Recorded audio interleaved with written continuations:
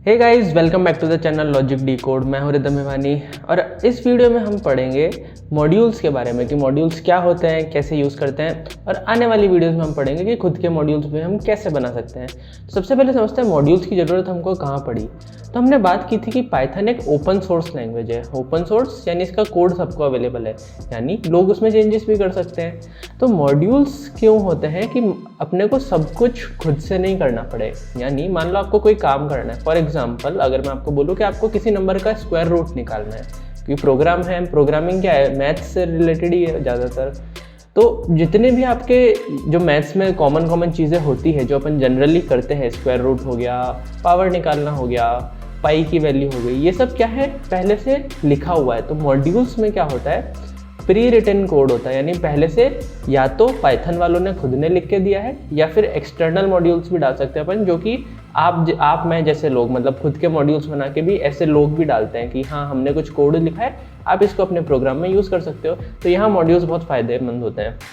तो सबसे पहले समझते हैं कि मॉड्यूल्स को इंपोर्ट कैसे करते हैं। तो नाम से ही पता पड़ रहा है कि अगर हमको कोई भी मॉड्यूल इंपोर्ट करना है, तो मान लो अभी मैं बताता हूँ कि आपको स्क्वायर रूट निकालना है किसी नंबर का। तो मान लो खुद से लिखना होता तो कितना मेहनत करनी पड़ती, बहुत सारा स्क्वायर रूट निकालना, उसको चेक करो, बहुत मेहनत का काम है। यहाँ सिंपल से क्या करना है, लिखना है इम्पोर्ट मैथ, क्योंकि हमारी जो लाइब्रेरी है जिसको मॉड्यूल कहते हैं उसका नाम है मैथ, ठीक है, क्योंकि इसमें सारे मैथ्स के काम है। अब ये नाम कैसे पता पड़ा वगैरह मैं आपको बताता हूँ आगे, है ना। तो अब मान लो मुझे किसी नंबर का स्क्वायर रूट करना है, तो मान लो मैं लिखता हूँ आंसर इक्वल्स टू, अब मुझे क्या करना है स्क्वायर रूट। तो मैं क्या करने वाला हूँ, मुझे मैथ मॉड्यूल यूज़ करना है ना, तो मैं यहाँ लिखूँगा मैथ डॉट करते यहाँ पे आप देखो इस मैथ मॉड्यूल के अंदर क्या क्या चीज़ें हम कर सकते हैं वो सारी यहाँ पे लिखी आ गई है। तो यहाँ पे आपको कहीं ना कहीं पे स्क्वायर रूट दिख रहा होगा, SQRT, ये एक फंक्शन है। तो फंक्शन लगा दिया ब्रैकेट, और इसके बीच में हमको वैल्यू पास करनी है। देखो क्या बोल रहा है कि यहाँ पे एक फ्लोट वैल्यू आप भेज सकते हो और उसका स्क्वायर रूट ये रिटर्न करेगा। देखो फंक्शन के बारे में भी सब इसने बता दिया कि क्या क्या है। तो यहाँ पे मैं कोई नंबर दे सकता हूँ, फॉर एग्जाम्पल 64, और फिर मैं इसको प्रिंट करा देता हूँ, ठीक है। रन करके देखते हैं, कोई दिक्कत ही नहीं है। तो रन किया, यहाँ देखो 8.0 आ गया, क्योंकि इसका 64 का रूट क्या होता है, स्क्वायर रूट 8.0, ठीक है।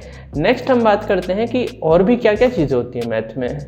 तो अगर मैं आपको चलो इसको यहीं रहने देते हैं। नेक्स्ट मैं करता हूँ पाई। आपको पता है पाई क्या होता है, तो पाई की वैल्यू हमारी हमेशा कांस्टेंट होती है 22/7, या फिर जिसको अगर मैथ्स वैसे डिवाइड करके बोले तो 3.14।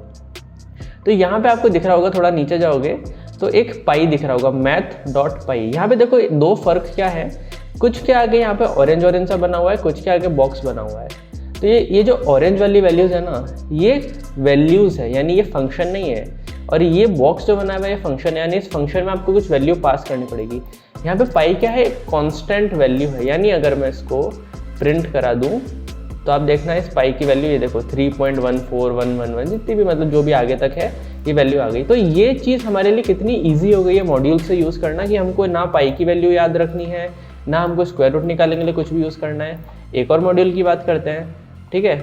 यहाँ तक तो मैथ मॉड्यूल हो गया, और इसमें बहुत सारी चीज़ें अगर आप मैथ डॉट करके देखोगे, मैथ डॉट बहुत सारी चीज़ें आप खुद से सारी ट्राई करके देख सकते हो। जैसे फॉर एग्जाम्पल फैक्टोरियल भी है इसके अंदर। अगर मैं आपको बताऊँ डायरेक्ट प्रिंट करके फैक्टोरियल अगर आपको पता हो, तो अगर फैक्टोरियल में अगर मान लो मैं 5 पास करता हूँ तो 5 का फैक्टोरियल अपने को पता है 120 होता है। तो ये देखो 120 आंसर में आ गया, कोई दिक्कत नहीं है।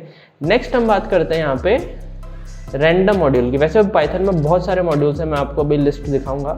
तो यहाँ पे इंपोर्ट कैसे करेंगे, इंपोर्ट रैंडम, ओके, सिंपल, बहुत सिंपल सा है। अब मान लो रैंडम में भी बहुत सारी चीज़ें, मान लो मुझे क्या करना था, एक रैंडम नंबर चाहिए था एक रेंज के बीच में। मान लो मैं डाइस वाला गेम बना रहा हूँ, लूडो गेम बना रहा हूँ, मुझे क्या चाहिए कि डाइस जब भी थ्रो करूँ तो 1 से लेके 6 के बीच में एक रैंडम नंबर आए। मैं क्या कर सकता हूँ, print random dot rand int, okay, यहाँ पे यूज़ करेंगे हम रैंड इंट फंक्शन, और इसमें 2 वैल्यूज़ पास करनी है हमको। देखो ए और बी क्या क्या पास करनी है, कहाँ से लेके कहाँ तक। तो इसमें ध्यान रखना है, इसमें दोनों ये भी हो सकती है, यानी ये इंक्लूसिव है। तो अगर मैं इसको रन करता हूँ तो यहाँ देखना अब के 1 आया, वापस रन करता हूँ 2 आया, 4 आया, 2 आया। समझ रहे हो, ये रैंडम है, ये रैंडम फंक्शन का, रैंडम मॉड्यूल का काम है। अब एक चीज़ समझते हैं, कि ये हमको समझ आया कि हम ऐसे मॉड्यूल एक्सेस कर सकते हैं। तो यहाँ पे ध्यान रखना है, अगर मैं पूरा का पूरा मॉड्यूल इंपोर्ट कर रहा हूँ, मैंने बोला इंपोर्ट रैंडम, तो मुझे अगर इसके अंदर की कोई भी चीज़ यूज़ करनी है तो रैंडम डॉट लगा के करूँगा। ये चीज़ जनरली कन्फ्यूज़न होता है, जो कभी डायरेक्ट जंप करते हैं बिना मॉड्यूल्स को ऐसे समझे, उनको कन्फ्यूज़न हो जाता है कि यहाँ कब डॉट लगाना है कब नहीं लगाना है। तो समझना, अगर इंपोर्ट रैंडम लिखा है तो रैंडम डॉट करके हमको यूज़ करना पड़ेगा। पर इसमें क्या हुआ, पूरी की पूरी रैंडम लाइब्रेरी हमारी इंपोर्ट हो गई।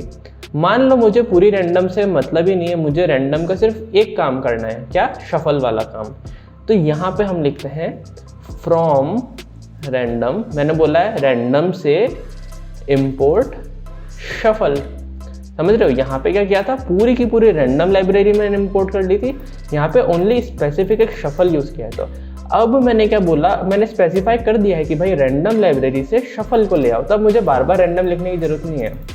अब सीधा मुझे अगर कुछ भी करना है, समझो माई लिस्ट, अगर मैंने बनाई 1 2 3 4 और अगर मैं यहाँ करता हूँ शफल, अब यहाँ रैंडम डॉट शफल नहीं लिख रहा हूँ, अगर यहाँ कर रहा होता तो रैंडम डॉट शफल लिखना पड़ता है। यहाँ मैंने क्या किया, शफल ही डायरेक्ट इंपोर्ट कर लिया। अब यहाँ पे मेरे ये रैंडेंट वगैरह नहीं चलेंगे, ठीक है, ये पूरा एक ही फाइल में है, तो यहाँ किया हुआ इंपोर्ट तो यहाँ भी चलेगा बट डायरेक्ट नहीं चलेगा। तो अब यहाँ मेरे को समझना है, शफल में देता हूँ माई लिस्ट और फिर मैं प्रिंट करता हूँ माई लिस्ट को। तब देखना मैंने क्या, नॉर्मल तो 1 2 3 4 डाला था ना, बट अब ये रैंडमली शफल हो जाएगी। तो यहाँ पे देखो, सेव नहीं हुआ शायद, रन करते हैं, ये देखो रैंडमली शफल हो गए 2 4 3 1, वापस किया 4 1 4 3 2 1 1 4, यही रैंडम हो रहा है। रैंडम मॉड्यूल का काम क्या है, रैंडमाइज करना। तो ये देखो शफलिंग हो रही है। तो इस केस में मैंने क्या किया, समझना कि यहाँ पे सिर्फ एक ही फंक्शन मैंने इंपोर्ट किया है, ठीक है, और ऐसे ही यहाँ पे मैथ्स में भी कर सकता था, ठीक है। अब एक चीज़ समझते हैं कि एज ऑपरेटर क्या काम आता है। तो मान लो मैं यहाँ पे इंपोर्ट कर रहा हूँ,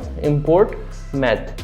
अब मेरे को क्या करना पड़ रहा था, मैथ डॉट पाई, पर मैं क्या चाह रहा हूँ कि ये मैथ इतना बड़ा बड़ा मैं बार बार नहीं लिखूँ, तो मैं क्या कर सकता हूँ, इंपोर्ट मैथ एज एम। मैंने क्या किया, इसको एक तरह से रीनेम कर दिया, यानी इसका मैंने शॉर्टकट निकनेम रख दिया एम। अब मैं क्या कर सकता हूँ, प्रिंट एम डॉट पाई।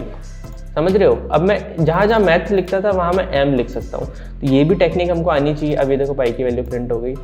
तो ये एज ऑपरेटर काम आता है, कोई दिक्कत नहीं है।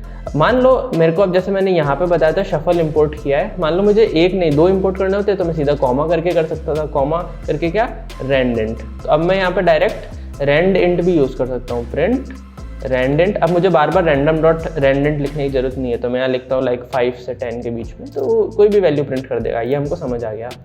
और एक और चीज़, मान लो आपको इसमें से सारी चाहिए, रैंडम में से आपको सारी चाहिए, तो सारी चाहिए तो यहाँ पे एक एक नाम तो लिखोगे नहीं, तो यहाँ पे हम यूज़ कर सकते हैं from random import star. Star का मतलब क्या होता है, सब कुछ। स्टार हमारा जनरली प्रोग्रामिंग में या फिर कंप्यूटर में जब भी ज़्यादातर हम स्टार को ऐसे यूज़ करते हैं ना, वाइल्ड कार्ड कहलाता है। इसका मतलब सब कुछ। तो अब रैंडम मॉड्यूल का कोई भी फंक्शन में डायरेक्ट यूज़ कर सकता हूँ, भले वो शफल हो, रैंडेंट हो, कोई सा भी हो। तो मैं आपको एग्जांपल के लिए आपको मैं बताता हूँ, रैंडम नाम का एक हमारे पास फंक्शन है, ठीक है। तो रैंडम नाम का एक फंक्शन है, इसको मैं प्रिंट करता हूँ। ये क्या करता है, 0 से 1 के बीच में हमको एक रैंडम वैल्यू फेंक देता है। तो अब मैं इसको रन करके बताता हूँ। तो ये देखो, इसने ये फेंका 0.85 0.6। तो ये हमारा एक रैंडम फंक्शन है जो भी इसी मॉड्यूल का पार्ट है। तो ऐसे हम इंक्लूड कर सकते हैं तीनों तरीके से। तो ये चीज़ हमको समझ आ गई है। तो उम्मीद करता हूँ ये वीडियो आपको पसंद आएगी कि मॉड्यूल्स हमने कैसे यूज़ कर सकते हैं। ये तो इनबिल्ट मॉड्यूल्स थे, हम एक्सटर्नल मॉड्यूल्स भी यूज़ कर सकते हैं, जिसका एग्जाम्पल मैं आपको नेक्स्ट में दूंगा और उसी में बताऊंगा कि हम खुद के मॉड्यूल्स भी कैसे बना सकते हैं। तो मिलते हैं नेक्स्ट वीडियो में और एक्स्ट्रा मॉड्यूल्स के साथ।